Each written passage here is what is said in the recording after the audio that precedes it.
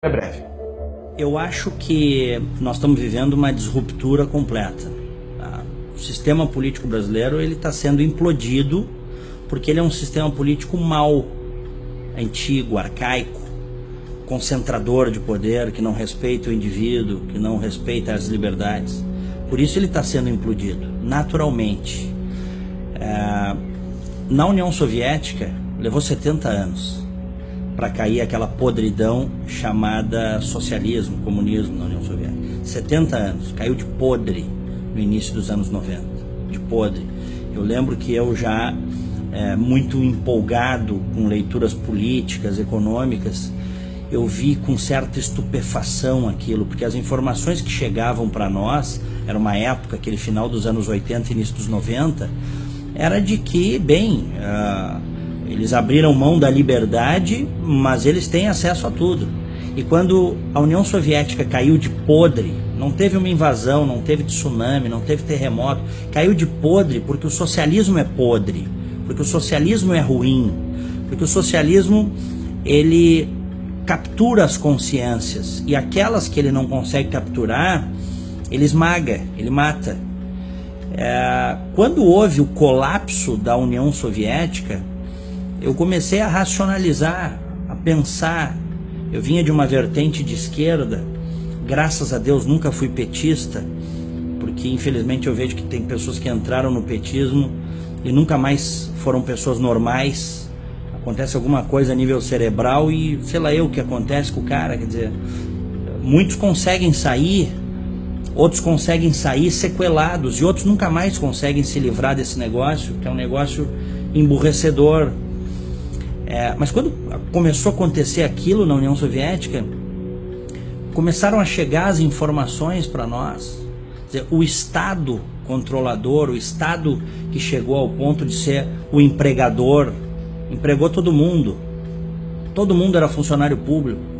O cara levava 10 anos para comprar um carro na União Soviética, se ele tivesse dinheiro. Apenas algumas castas tinham muito acesso aos bens de consumo e a grande massa não tinha acesso a nada.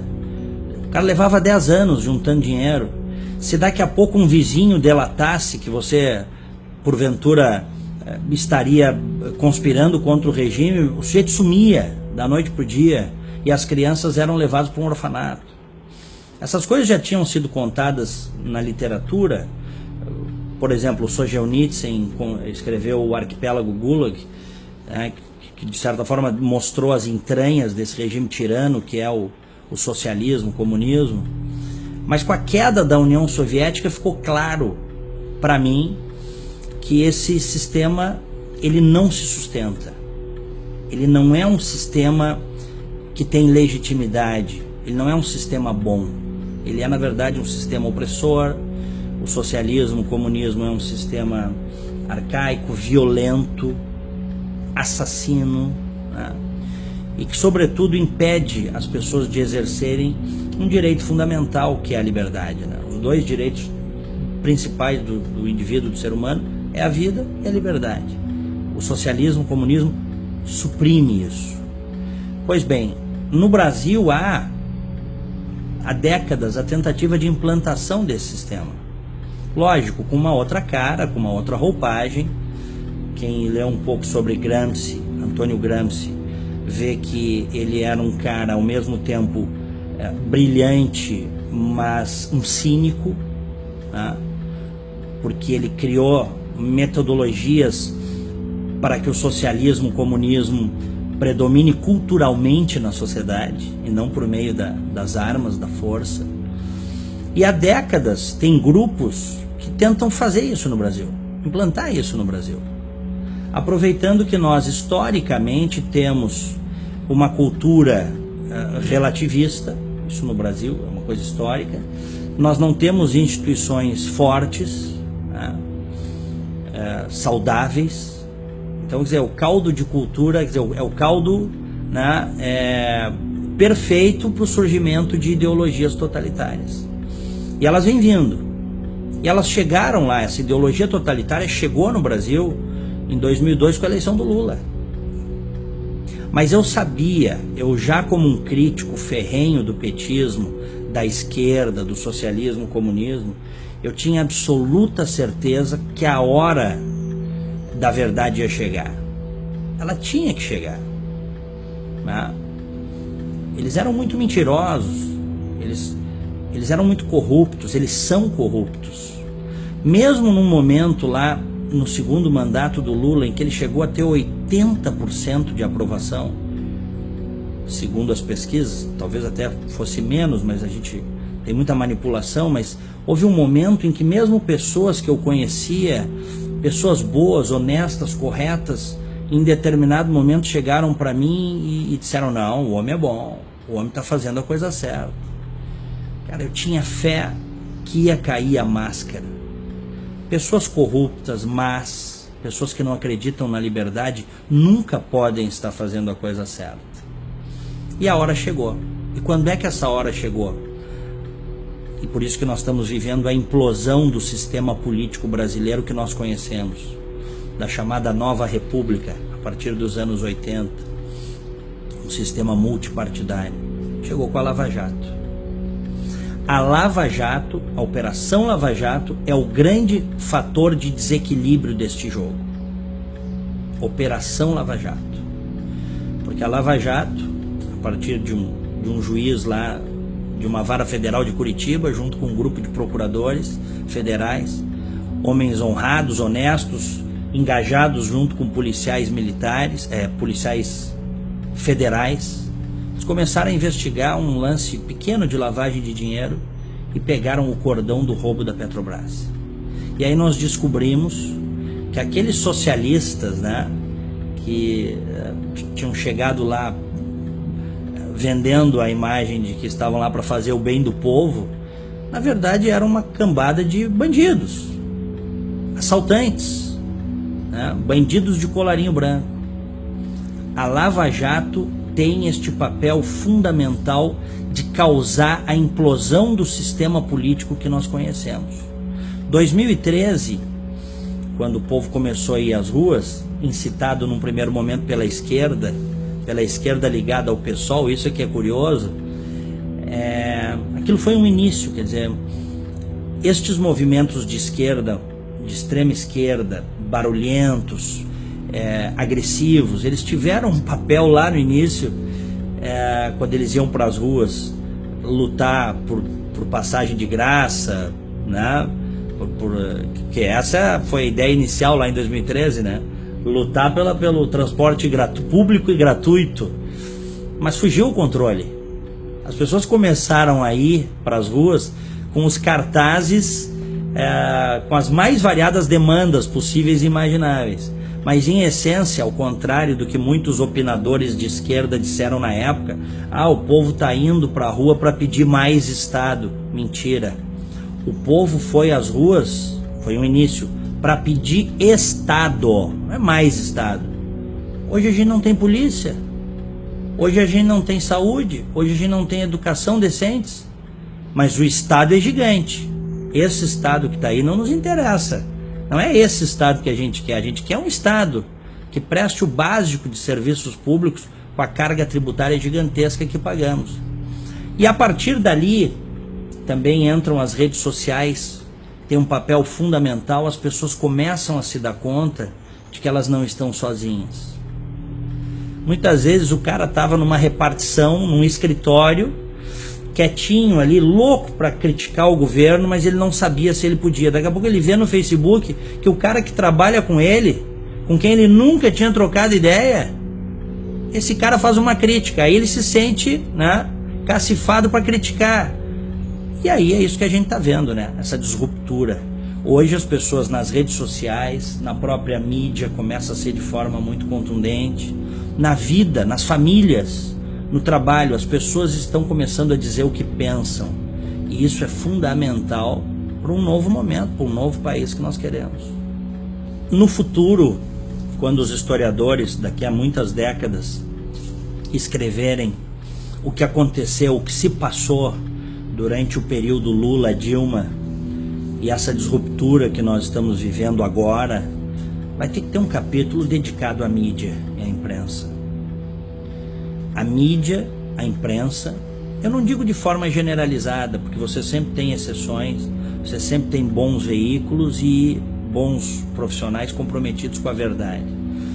Mas uma parte considerável da mídia brasileira foi cúmplice desse projeto criminoso de poder, ao não ir fundo para mostrar do que se tratava, ao deixar passar batido o currículo das pessoas que foram para o governo, né? Ao não dar voz a opiniões divergentes, sobretudo nos 2 governos do Lula e na primeira metade do governo Dilma. A imprensa foi cúmplice, parte dela. Vamos pegar o caso de Passadina.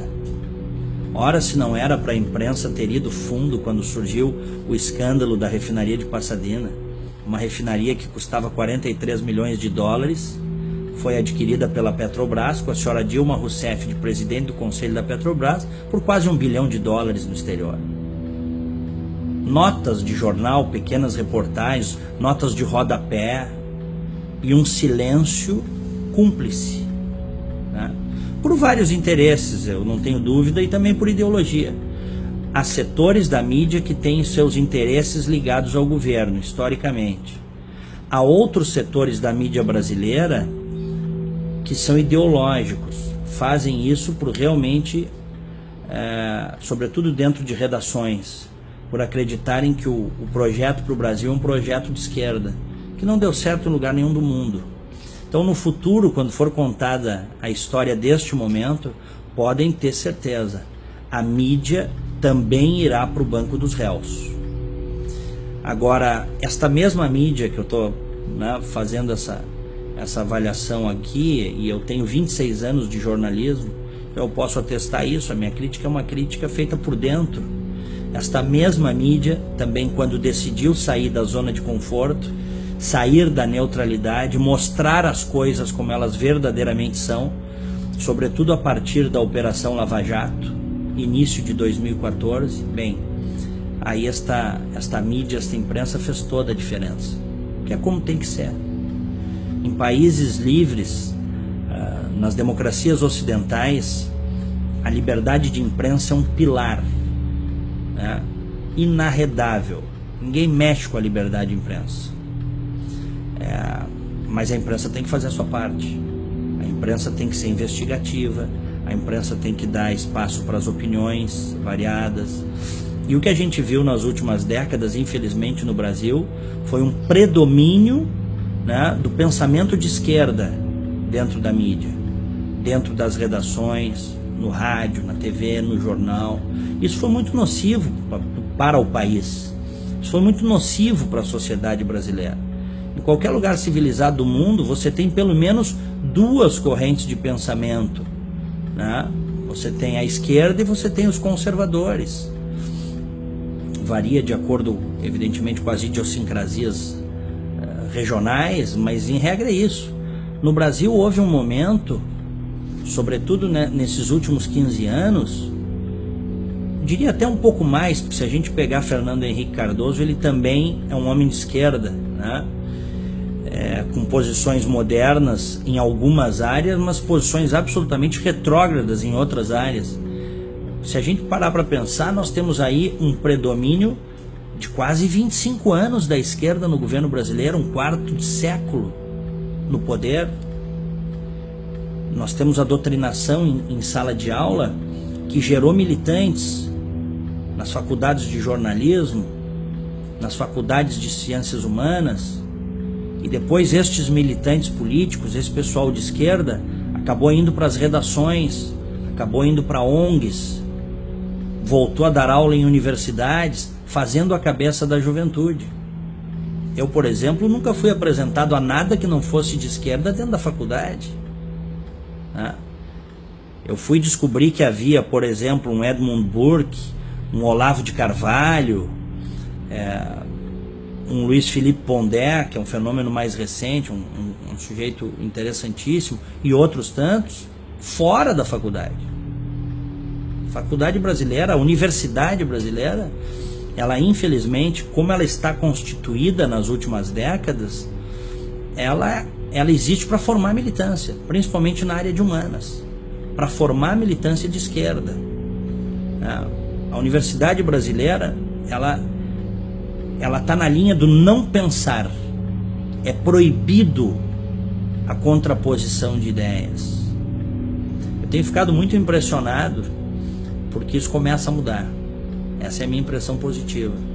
Hoje nós já temos grupos de pensamento liberal dentro das universidades brasileiras que estão dispostos, apesar de todos os esforços dos professores e das próprias reitorias, estão dispostos a mudar esse jogo, a contar uma outra história, né?